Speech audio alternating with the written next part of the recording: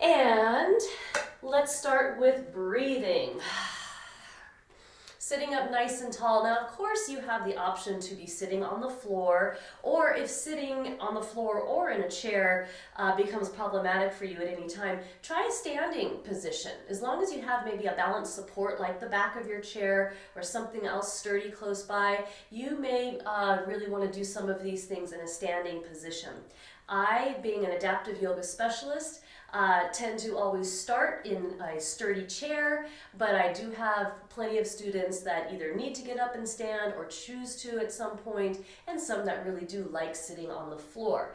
But I want to make this accessible to everyone, so I'm going to start here and suggest the same.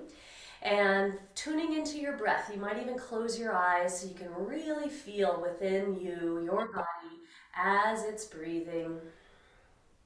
And if it helps you even more get in touch with your breath, you might choose to put one hand on your belly region, maybe another one up on your chest region, and just notice. Notice any movement, any subtle sensations as you breathe.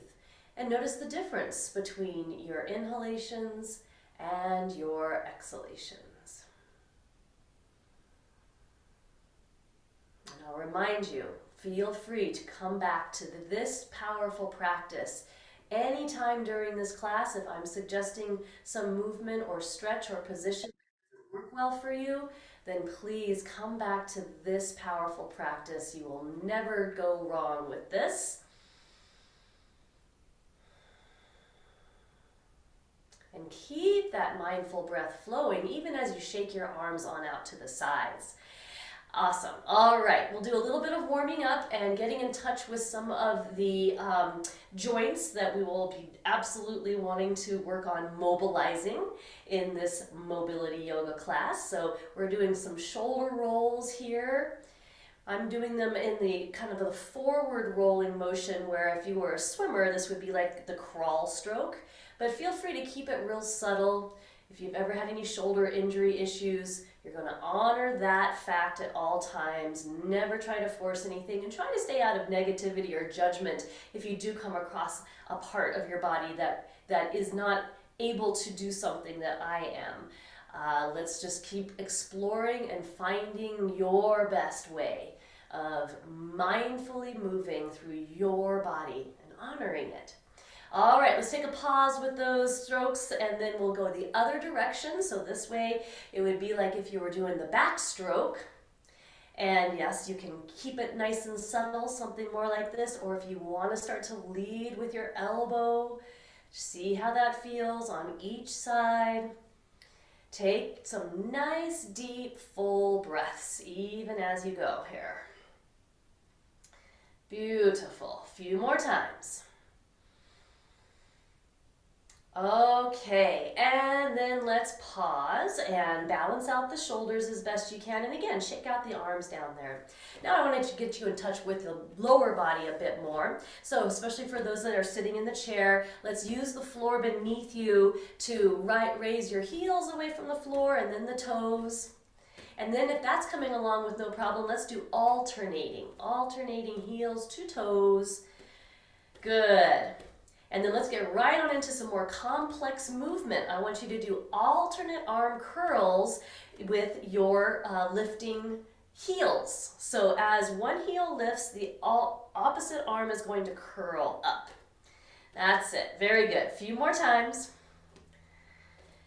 Keep breathing. And then we can relax. Lower the heels all the way down and all the way through all of your toes. Speaking of toes, let's wake them up a little bit more too. In fact, why don't we wake up our hands and our toes kind of simultaneously here. So I'm making fists with my hands and even a little bit of flexion at the wrists and then really extending all of those out. Doing something kind of similar with my toes and ankles down there as well. Whatever you can do, really feel that connection as best you can. That's it. And then we'll lower from the heels all the way down through the toes. Try to splay your toes out a little bit more and down into the surface beneath you. And then sit up nice and tall. I'm going to do double shoulder rolls now. Up and back and down. Forward, up, back, and down. A few more with your breath. So inhale, forward and up. Exhale, back and down. Very good. One more. And then allow the shoulders to relax or settle a little bit more down in that back and down position. So as I had mentioned before, I would like to focus today on the 6 articulations of the spine. So real briefly here, that would be forward and backward extension and flexion. As one side is getting extension, the other side is getting flexion. Also, there's side to side movements in the spine. And again, as one side's getting extension, the other side's getting flexion. So that's 4. So forward and back, side to side. Then you've also got rotation. But I'm not going to do rotation quite yet because in an upright position like this, when you're perpendicular to the floor, it's very, very important that you have as much elongation up through your spine or extension. So that's the 6th articulation of the spine, is actually extending more throughout the length of your spine. And we want that position to be as much in place as possible before we do much in the way of spinal rotation. So again, we've got forward and backward, flexion and extension. We've got side to side, extension and flexion. We've got extension and length through the spine, which obviously the opposite is compression of the spine. Most of us have more compression than we really would like to have because gravity does that and we're upright beings. So we want to really emphasize extension as much as possible and also spinal rotations. So with that, let's really focus on our foundation. So the foundation, if you're sitting in a chair like I am, is your hips and your pelvis, and obviously probably down through your feet as well. But even more so, how you are seated on your chair and also within your pelvis. So let's get in touch with the pelvic positioning. You might place your hands here and just start with a very minor pelvic tilting. Finding any anterior tilt here as you can, so this will kind of expand your belly region here, and you're going to emphasize a little bit more of a lumbar curvature, so that's getting flexion. Then when you posteriorly tilt in your pelvis, you are kind of compressing here a little bit. It's a great time to exhale, pull your navel back towards your spine, and you're getting extension in your lumbar spine back there. Pelvic tilting also requires some degree of hip mobility, so if you don't feel like you're able to access very much here, don't worry, we'll get some mobility going in these hips here soon, and that might help you access a little bit more of this pelvic tilt. But I wanted to start pretty early on in this class with this movement and bringing your awareness here, because somewhere right in between your posterior tilt and your anterior tilt is what we call neutral pelvis. And I'd like you to explore what your neutral pelvis is in the particular position you're in. And by the way, neutral pelvis will be different for all of you, whether you're sitting in a chair like I am, sitting on the floor would probably be different, standing will be different, and when you're laying down is different.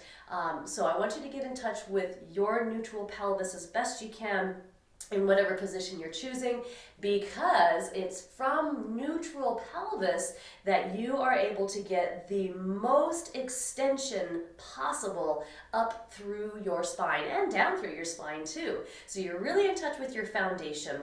You're rooted, you're grounded, hopefully right in the center of your sits bones, the bony bones that protrude down under the pelvic girdle, and you will be then able to extend up through your spine optimally with that.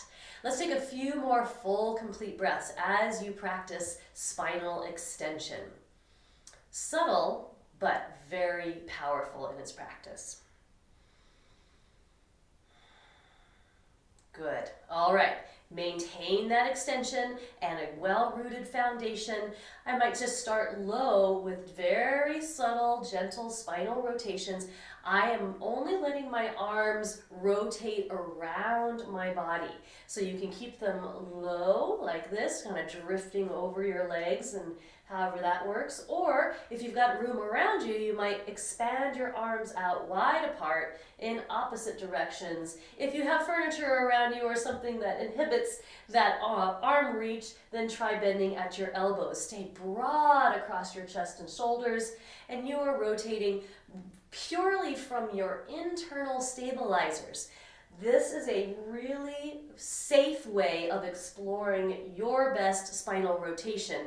It's when we get either gravity or our arms sometimes to come in, and that's where people have a tendency to want to wrench themselves more deeply into the spinal twist, and that is probably one of the riskiest maneuvers that one can do when it comes to spinal health and well-being. So for example, if you might have a herniated disc, and maybe you didn't know it yet, if you were to use your arms or gravity in some way to really force yourself into a deeper or more extreme rotation, that can be what blows that disc out. So let's not do that, okay? All right, taking yourself back to a centered position, squaring off. Let's start with a nice full inhalation. Extend your arms up to as much degree of extension as comfortable for you. And let's exhale slowly, arms down. Return to your natural flow of breath. Sit up nice and tall. Let's do a few more shoulder rolls. Forward, up, back, and down. Forward, up, back, and down. All right, continuing on with our focus not only of the 6 articulations of the spine, which we've done minor examples and movements with 4 of those movements, but I also spoke about nerve glides because we're really focusing on the health of your nervous system and its need to move, to receive oxygen, to actually move through its pathways. So for example, the spinal cord does have room, like, you know, more than a lot of people would think, to actually glide up and down within the casing of the vertebra. And it's actually very, very good and healthy for people to work that degree of movement. So one nerve glide, we'll start with the basic movement. I'd like you to pick up your right leg, please. Give it some support and extend and bend at the knee a few times. So just focus on the knee joint at this point. Again, extension and flexion. Very good. And hopefully maybe working to a greater degree of extension whenever possible. But now we're going to add in an interesting component, and that is going to be your head, where it's going to be a simple tucking of your chin down and in, and then extension through the neck and maybe a little bit more through the front of the neck as you look up. Be very careful though with that movement, and do not let your head just drop back. That can be really damaging for your cervical spine. So it's a tucking and an extending, nice and slow. Now we're going to add in that right leg in a very specific way. So as you extend through this right leg, you're going to lift your chin and look up. As you bend, oh wait, let me think here. I'm actually going to do the opposite. Okay, so bending at the knee, then you're going to look up. That's it. And then when you extend at the knee, you're going to tuck the chin down and in. So if you could imagine a lovely lit up spinal cord all the way from your brainstem all the way down and to your right foot, you would be seeing a few centimeters of glide. So when you extend, let me make sure I get this right here. You tuck in, that's it. And when you bend, you look up. Extend and bend, just a few more times. Very good. Okay, now of course when we're doing anything, if you get any sharp shooting pain, tingling, or numbness, that's a good indicator you need to stop or modify, make the movement more subtle. So keep that in mind, especially when we're focusing on the nervous system as we are. Let's do some just basic extensions and flexions at your left leg now. Give it some support. Try to clear so that you can really bend at the knee too, maybe even tucking that foot under your chair if possible. Okay, next time you extend, look up. Next time you bend, tuck down.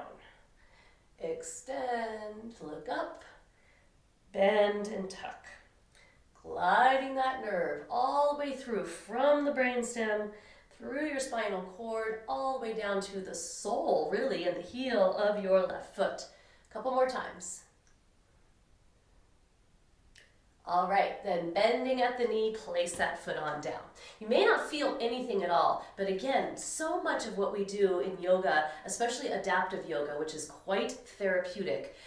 In fact, I have many people tell me, oh, that's what my PT told me to do. Or I actually work in conjunction with a number of PTs with our clients to optimize their treatment. And so many of these things that you might see are also utilized in other therapies out there you may recognize. Okay, let's do something more with the arms. How about just your right arm? Let's go for a right arm extension, as much as is comfortable for you out of your right shoulder. Now, if you've had shoulder injury issues, you are going to keep a shorter lever, maybe more like here. You can change the angle out or forward. You can also support the arm if you have a damaged shoulder there, and just go for as much pain-free extension as you can. Some of my clients like to use the top of their head. That helps you get a pretty good extension, but then the weight of the arm is more supported, and it helps remind you about getting your full spinal extension that we practiced before. But some of you will be able to really reach all the way through that arm in a comfortable way. Let's also wake up the fingers and the thumb on your right hand here. Move through each one of those wherever your hand may be. Take another full, complete breath. Good. Inhale, and as you exhale long and drawn out, we'll lower this arm down. Good. And then return to your natural flow of breath. And then when you're ready, start to explore for your left shoulder and arm area. I feel a difference myself because I broke this collarbone years back, probably 6 or 7 years ago now. But still, my comfortable shoulder extension on this side is different than what it is on this side. I feel lucky that I can get full extension, but I have to go in carefully and not just force it just right into what I was doing on the other side. I need to explore and honor my body each and every time I do this.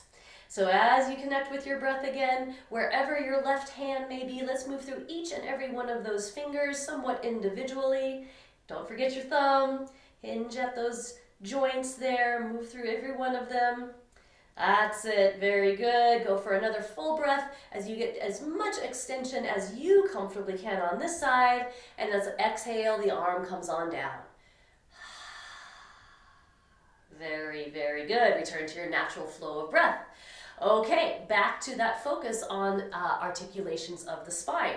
That arm extension can be useful when we go into side to side flexion and extension. So if you want to just join me in just a very minor kind of side to side expansion on one side, compression on the other, coming back to full extension through your center. That's it. Now, your head can really tilt off to one side or the other if that's comfortable for you. That does bring in the upper portion of the spine, but some people might feel uncomfortable doing a lot of that. So you just focus on any portion of the spine. It could be more your thoracic area here, or maybe even more in the lumbar and even in the hips. So what you can do is really lean into, say, your right hip and kind of lifting your left hip a little bit away from the chair. That might give you even more of that curvature, that extension on this side. Then come back to center, balance it. Then really root into your left hip or sits bones. Maybe lift the right a little bit, and now you're going to feel even more extension. All right, so we warmed it up pretty nicely, so now you're really aware of your body in these particular ways and areas. So why don't we hold a good extension? So arm reach, whatever you found before that was nice for you, and we were just focusing on shoulder extension. You might even place your left hand on the side of the chair or around your hip here for a little greater stability, and let's breathe. Full, complete breaths as you work greater extension through your right side body. Your head can be positioned in any way that helps your neck feel happy to be here for a couple more breaths.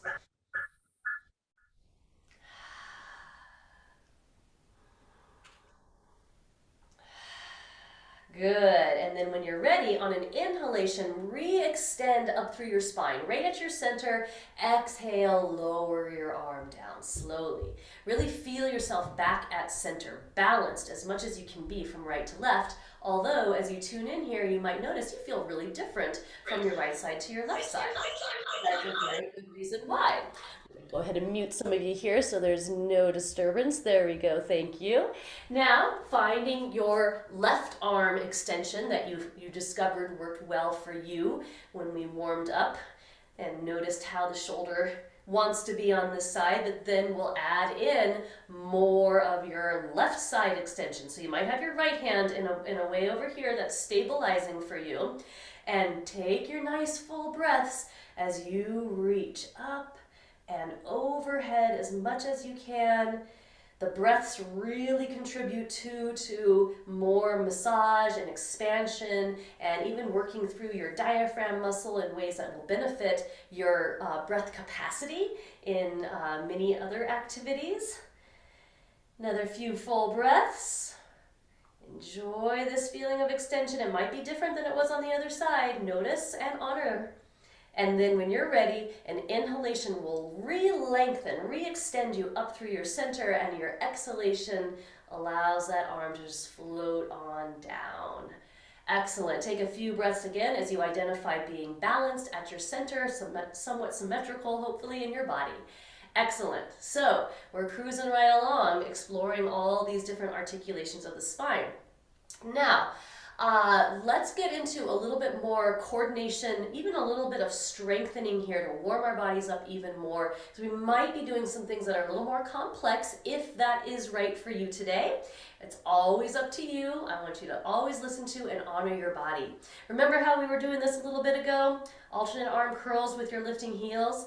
Well, we're going to come back to something like that here momentarily, but I first want you to really get in touch with your deep core engagement. So deep core all the way through here is like an internal girdle. It involves many different muscle groups, including your pelvic floor, including your spinal stabilizers here, and certainly some of these deep internal abdominal muscles, even the external ones, including your obliques. And you're going to slowly rock back and forth with control, maintaining the extension up through your spine. So this one is very different. I'll show you from the side view here. Very different from pelvic tilting, which we will do more of that here, I guarantee you. This one, you're stabilizing, maintaining the length of your spine, and you're rocking forward and back with control. If you're getting any pain or pressure feeling as you rock back especially, make it more subtle. Okay. Very good. All right, so I really always want to encourage my students to be in touch with how it feels to be engaged throughout your deep core. It immediately equates to greater stability, especially if you are doing anything athletic, anything weight-bearing, lifting, carrying, doing anything out from your center. You want to know how your deep core engagement is and even fine-tune it to the point where some activities you only need it maybe to be 30% engaged. Some activities you want it to be 100% engaged, and you also need to know how to release that engagement, all right, to disengage. You don't want it on all the time. That can cause problems in itself. Okay, so deep core engagement, I put a lot of focus on that in my previous classes here, and we'll certainly always come back to it because it is so important. But now I'd like you to know how much engagement you will need as you might go from alternate heel lifts to marching steps. Starting slow and subtle as you get in touch with things here. If you choose to stay slow, you might even work greater arm extension at the elbow and really move out from the shoulder. If you choose to go faster, you might bend those elbows and kind of pretend like you're trucking up a steep hillside, and you cannot wait to get to the top because there's going to be the most gorgeous, beautiful vista ever, and you know it's there, and you are just working it to get up to the top of that steep hill.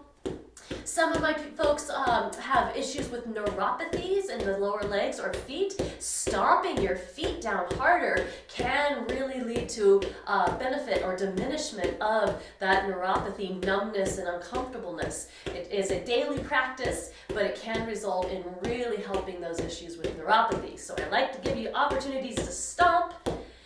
And then eventually, as you feel ready, maybe just a little bit in the fatigue zone there, you can take a pause and take some nice, full, complete breaths.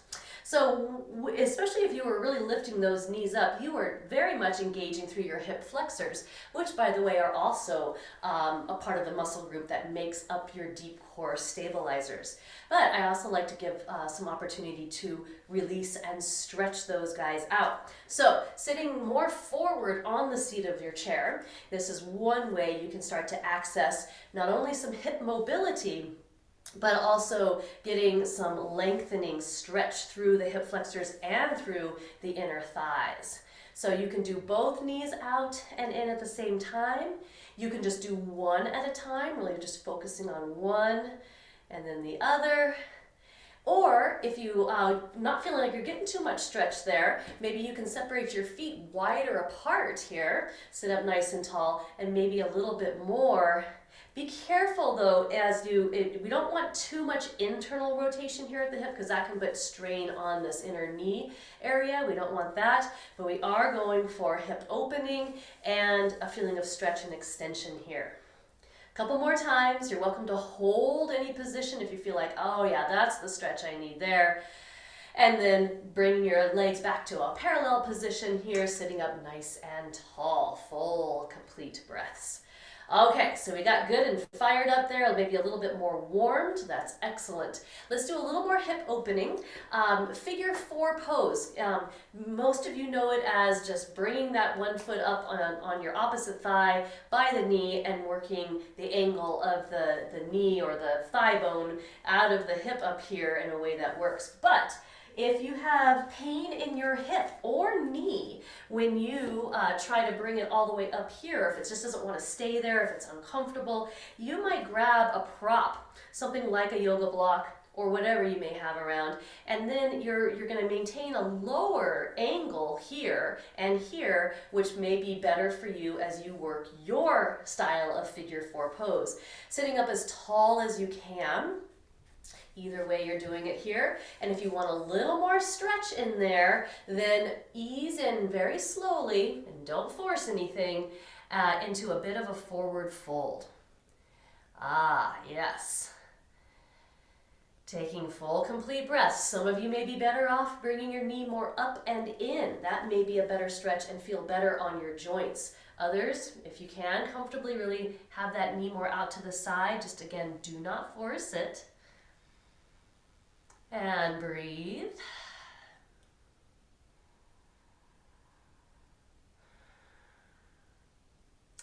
Then when you feel ready, re-lengthen, re-extend up through your spine. Maybe explore just a little bit more different angles or positions here. Just you, your body, this side of your body. And then when you feel ready, you can bring that foot on down. Sitting tall, and we'll explore out through your other leg or hip, but we're going to honor the knee joint and the hip joint. Sometimes even ankles, can feel a little bit unhappy about, coming all the way up into a position like this. So you can work with different angles or work with a prop or two down there so that the angle stays at a less extreme degree. Full and complete breaths, of course. And then when you feel like you found an optimal angle for you to get the stretch that is just right what you need, maybe that angle will accommodate you coming into a bit of a forward fold. Not forcing though. Find your breath. Remember, if you ever find yourself in a position where you really cannot take a full, complete breath, then that's a good time to maybe explore something more subtle until you can take your full and complete breaths. Forward folds are tricky because you're folding forward, which again brings in more compression in your front body here, and then extension in your back body, which can be nice. But compression in the front body can really inhibit your breath capacity and taking a real full, complete breath. But I still want you to try. And if you find that you're getting uncomfortable, like a little bit breath deprived, then you know you need to come out of it a little bit more and return to your full, complete breaths. That's always going to be more important than getting a really deep, extreme stretch. All right. So whenever you feel complete with this side, your hip opening figure 4 pose, re-lengthen, extend up through your spine, sitting tall. You might stay here for a little longer if it's still feeling okay, playing around with a few other options that might be nice for you. And then when you feel ready, we'll place that left foot back on down and sit tall, plant both feet pretty equally. We just did a very asymmetrical pose or stretch there, very beneficial, but I always will come back to doing something very symmetrical after we've done an asymmetrical thing. Okay, so I want to give some of you the option to do a few standing poses. Again, focusing on the articulations of the spine for today. And then just keep in mind, this is always optional. You can return to the chair. Everything that I might be suggesting doing standing can be simulated in the chair or even on the floor. In fact, once we're done with some standing poses, I might give you an option to come down on the floor onto hands and knees. So just kind of take it step by step here. Just know that these are optional and you can always return to the chair or another position that does work well for you. Now, coming to a standing position, I know for many of you, that's a no-brainer, you just stand right up. But as we age especially, and when other conditions come about, coming just simply to a standing position can be a real struggle and it can be a safety issue. How many of you have ended up in one of those really deep, fluffy couches and it took you a while to get back up and out of that thing and it maybe kind of wrenched some things? Well, I want you all to be prepared for that ever to happen so that you can gracefully and confidently get yourself into the right position so you can just stand right on up and be steady and well balanced. So a yoga block is optional, but if you have one, this can be useful to really help engage the inner thigh muscles as you get back into your rocking motions and really engage throughout your deep core. It also helps with proper leg alignment, especially at the knees. So as you become more weight bearing, say for example, if you wanted to rock forward and maybe give yourself a little bit of a boost with your arm strength to come just a tiny bit out of your chair seat and then return back down. Or at some point you might even take that movement strong throughout your deep core, maintaining the full extension of your spine. You might lean a little bit forward, lift the hips away from the chair, and maybe even hold this pose, which we call a chair pose squat. Very strengthening, very good for functionality in your everyday life, and then slowly return back down. So what a lot of people end up doing if they don't have something like a yoga block to help to keep their legs in alignment here, it's very common when you get a little more weight bearing for one knee or both knees to kind of go in towards each other. And that can be damaging for the knee joints. So I want you to be thinking, keeping the legs parallel and in proper alignment from the hip joints through the knee joints, through the ankles, and even the feet, especially as you would get more weight bearing. So chair pose squat, returning back on down. This is a really important functional ability that I stress in every one of my classes. Why? Because I want all of my students to maintain their independence in their life as long as possible, and this is a crucial one. Also, you need to know where your feet are. If your feet are more narrow, like together or close to it, you're going to be less stable when you come to standing. So I like for people to say, okay, I know where my feet are. They're at least hips width apart. I know where my deep core is. It's really strongly engaged. I know where my hips are on my chair, and I can give myself a boost if needed to get my hips out of there. And I know I can always return back right to it. Safety, safety, safety. Now, eventually, for those that are feeling comfortable with all this, a full standing and then a full sit back down, slow and controlled. Keep an eye on your knee alignment if you don't have a yoga block there to help that stay right in alignment and not letting those knees go inward. Okay. So, stand-up sit-downs. I urge you to consciously go through at least 10 of these every day, really going through all those steps of awareness, and that is what we call a mindful transition, an important mindful transition that you will want to maintain the ability to do, because there's going to be days coming up here soon, I'm sure, we're going to have some bad winter weather, and you might be getting out of your car and you need to use all of these faculties to make sure that you don't get out of that car and just slip and fall. So knowing where your feet are, knowing where your deep core is, knowing where your sturdy supports are, using all of those, get steady, move mindfully, and you'll stay upright and safe. That is the hope. Okay, so for those of you that can join me in a standing position, you may want to come and stand beside your chair, or even go and stand behind it. I don't have room, so I'm just going to move my chair here just so you can see me and I can demonstrate some ways that you could be using this sturdy support prop. Okay, so mountain pose in yoga, strong rooted foundation. Strong lifted kneecaps and thigh muscles, strong throughout your deep core, a feeling of a lift through your pelvic floor, a lifted heart center, shoulders back and down, and an extension all the way up through the crown of your head. This is another really great grounding symmetrical pose. Good. Then, remember that little chair pose squat we did a little bit ago when we were coming out of the chair? Can you do kind of a minor version of that? So you're not doing a real deep squat, but maybe something a little bit more like this. Notice the spinal extension, okay, and strong legs, strong deep core. Okay, standing up nice and tall. Now, with at least maybe one hand either on your sturdy support prop or maybe put it on the hip joint or bone, crest of the hip here, then let's go for side body extension. So any degree of reach with your other arm, and stay rooted down equally through both feet and expand and open through one side of your body. I've had a number of yoga trainings over the 25 years or so that I've been a teacher. The first tradition I was trained in called this crescent moon shape. And I thought that made a lot of sense. But then I had other trainings after that, and they called this, what was it? Something different. And then they were calling crescent moon shape a whole different pose that I didn't think made nearly as much sense.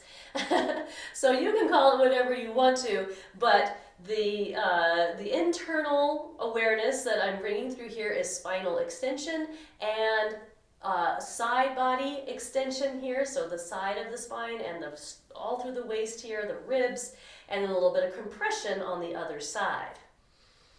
And your full complete breaths. And then when you're ready, really lengthening back up, full extension at your center, so you're back in mountain pose. Okay, so the spinal extension and flexion. We're going to go back to, you can stay facing forward, but I want to show you the side view, so that little bit of a squat, okay?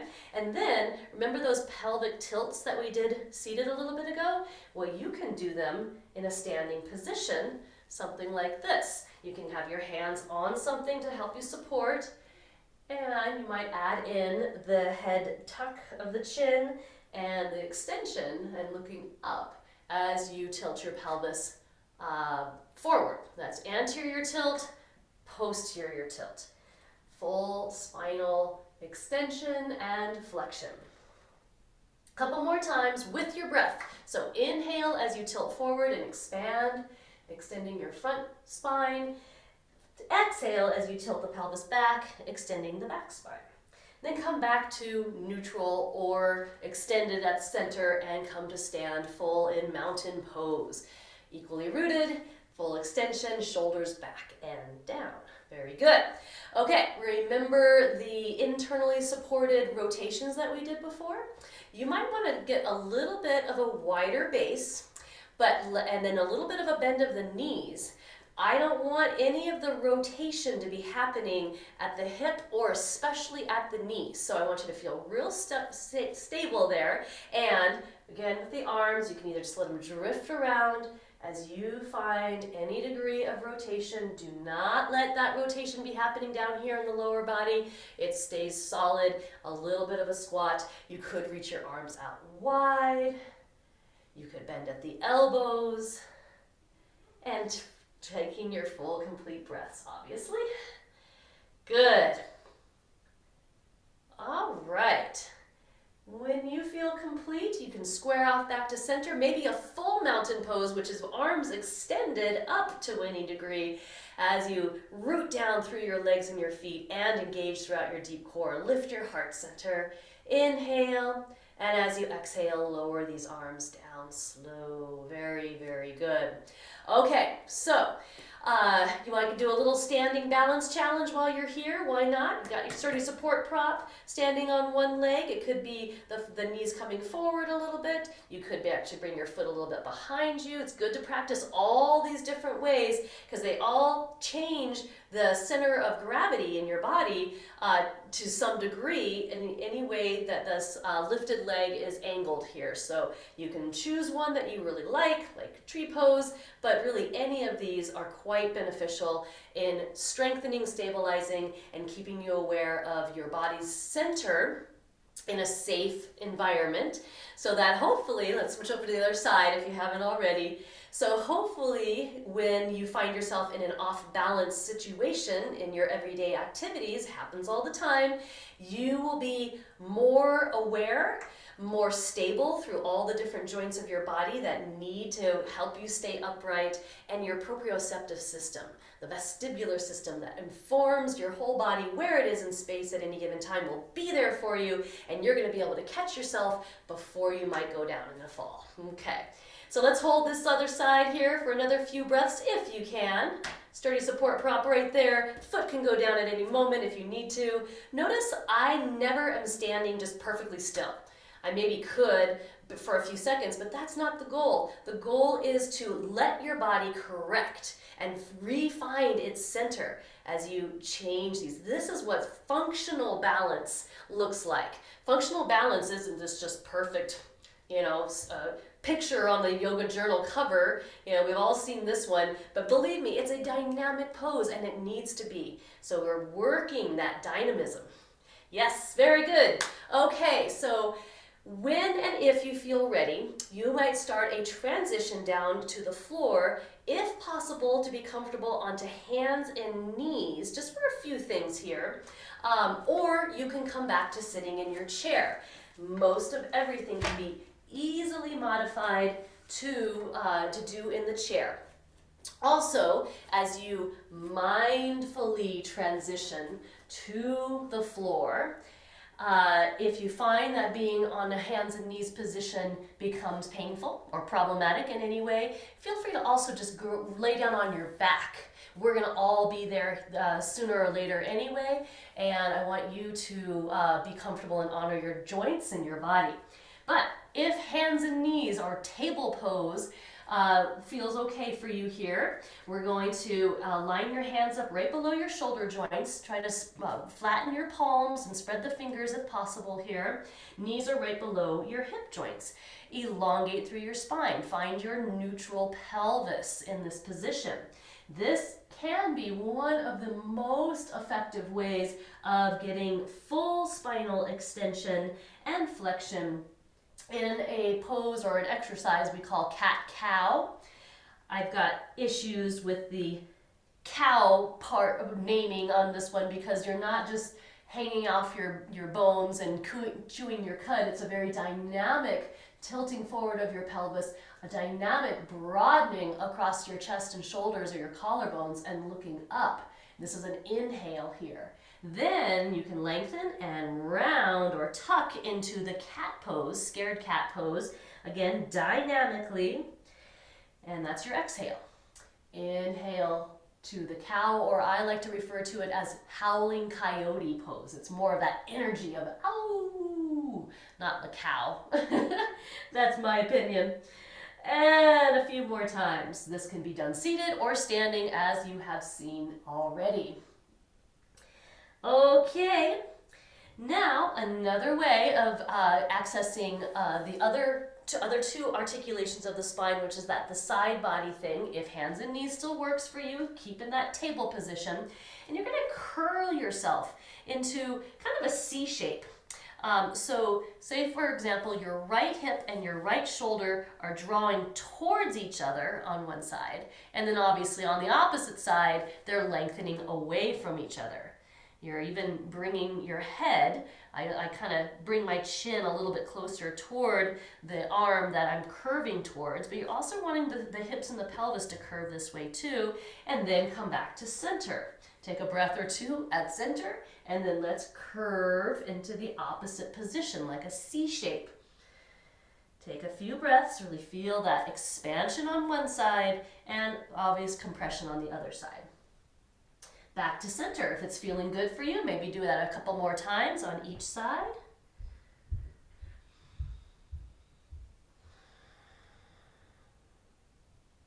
And then when you feel complete, balanced on each side, come back to your centered position. Does hands and knees work well for you? If you're comfortable here, you might attempt child's pose, which is back spine and back body extension. If this feels comfortable for you, you bend your knees deeply, sit your hips back towards your heels. Arms could really be in any position that's comfortable for you. Some like them in close, others like to really extend. And then try resting your forehead down onto something if possible. If it doesn't reach there, you might stack one hand on top of the other and rest your forehead on the backs of your hands, or something. If you have a block, you might bring your block in to rest your forehead on. But I know most of my clients, which again, I'm an adaptive yoga specialist, so they have all kinds of conditions and limitations that would make this not a very comfortable pose. And it's meant to be kind of a restorative or comfortable pose. So if it's not for you, don't worry about it. Come on back up.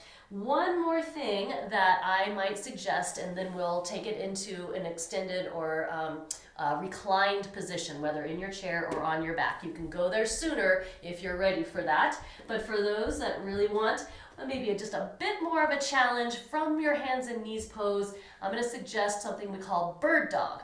So one leg, say for example your right leg, is going to extend back behind you. You could start with your toes touching the floor, but eventually I'm going to see if maybe you can extend that leg straight out behind you. But here comes the tricky part. The opposite arm, so if you've got your right leg extended, your left arm is either going to reach straight out in front of you, or if you need to, keep the fingertips down on there on the floor and extend through your body as much as you can, taking a few full breaths. This is a strengthening pose. All of your posterior chain is very activated, and it's also a balance challenge. So some of you might find that you're doing a little teeter-tottering. Good. That's a great challenge, a great strengthener. Don't forget to breathe, and when you're ready, we'll switch on over to your other side. By the way, this can be simulated sitting in a chair really reclined back, or even on your back. It's not quite as strengthening and dynamic, but it can be done. All right, so opposite leg out, extended, maybe touching the toes to the floor or lifting out behind you. And then opposite arm, maybe the fingertips reach but keep the fingers on the floor, or extend off the floor. Breathe. Don't be afraid to move or teeter-totter a little bit. This is a challenging pose. If it doesn't work for you, don't force it. Just think about the possibilities, and this might be something that you can work your way into as we go along in the future. Awesome. Okay, so either in the chair, reclining and leaning back as much as you can, or coming onto the floor and onto your back. Some of my clients do our classes when they have their cameras setting up in their bedroom, and at this point in the class they actually go and lay down in the bed, which is great because sometimes getting down on the floor or up off the floor can be a little problematic. That's one of the reasons I do teach mindful transitions. I have a whole video on YouTube that you can access called Safe and Mindful Transitions, and I go through all of the important transitions in different ways to help you practice doing them in a safe environment mindfully, so that those abilities will be there for you when you need them, and you may be a little off balance, feeling weak, maybe you're getting up in the middle of the night, those kind of things. You want to be aware, mindful, and safe. But for now, we're going to do a few more spinal articulations. So whether you are leaning back in your chair or on your back, you can hug one knee into your chest and try to see if it's comfortable to extend the opposite leg out along the floor.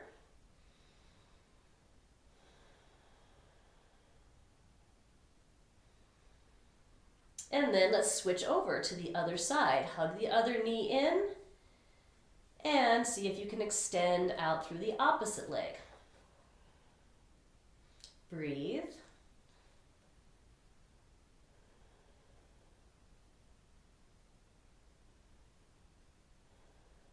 And then you can release and lower both feet onto the floor. So knees are bent, feet are planted. Now for those of you that are staying in your chair, you're going to want to sit upright, nice and tall, and locate your neutral pelvis. For those of us on the floor, it's much easier. We're horizontal, and neutral pelvis pretty much kind of falls into position pretty easily, and obviously our spine is nicely lengthened. We're going to go into a spinal twist, and we're going to hold it this time. Remember, not forcing it. Not forcing it. If you happen to have a pillow or cushion or a yoga block, you may want to place that over on the left side of your legs. And then arms can stretch out wide in opposite directions, maintaining that expansive opening across your chest and shoulders. You might bring your feet and your knees quite close together. If you have a favorite leg configuration for a spinal twist, there's several here. I'm going with kind of one of the more basic ones, and I suggest that you take your knees off to your left first, and if needed, maybe you can bring in that prop or support that your legs can actually rest on, so that your body doesn't have to go into a tension and self-protected place because the gravity might be pulling them further than what is a safe stretch for you. We don't want to force it. Maybe you are using your arms in some way, but you're not forcing yourself deeper into the twist. You're using your arms for support, for your lengthened spine and your comfort, not to wrench yourself more deeply into your rotation.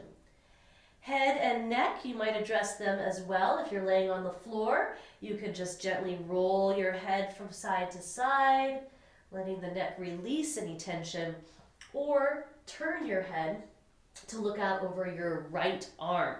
So your knees are rotated, so your hips and pelvis are rotated towards the left. Your head might turn to the right. And let's just take a few more deep, full breaths here, please.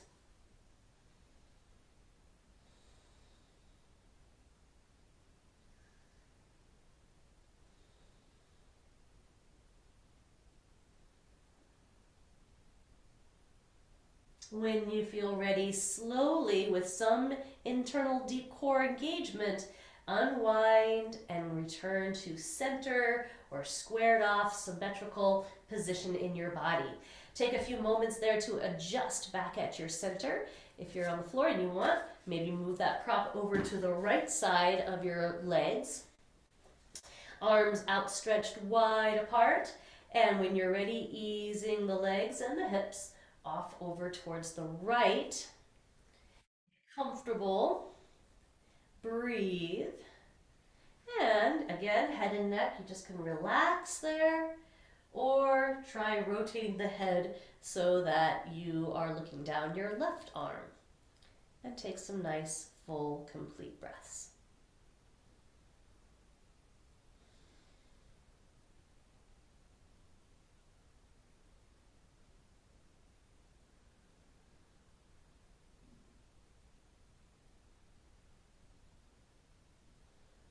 I always invite my students to stay in any pose longer if their body is just saying, oh, this is it, this is so much what I need. We have time constraints here, but you don't have to, as you are in the comfort of your own home, and you may say, oh, I'm going to stay here. I'm going to do some more of this stuff. Or you might want to stay here in your reclined and relaxed position and spend some more time in relaxation, or what we call in yoga, shavasana, the pose of conscious relaxation. Unfortunately, we don't have a lot of time for that here today, but again, on my YouTube channel, I have a number of guided relaxation exercises that you can access for free anytime. There's also a lot out there. You can do a search. But there are many, many benefits to the conscious relaxation practice. Maybe in a future class, I'll put a little more emphasis on that. But today's class was very much focused on the nervous system and the 6 articulations of the spine. So however you want to be in this moment as we bring this class to a close, whether you're still reclined, relaxed, perfectly fine, sitting upright, in your chair, on the floor, whatever works for you, do try to find as much spinal extension as you can. And if you would like to, bring your hands together, line up the fingers, the thumbs, bring the palms in and up right into the center of your chest. This is a powerful mudra and a symbol of connection from our heart spaces to each other in recognition of our light and our divinity and in gratitude. I thank you all so much for being here with us today. Namaste.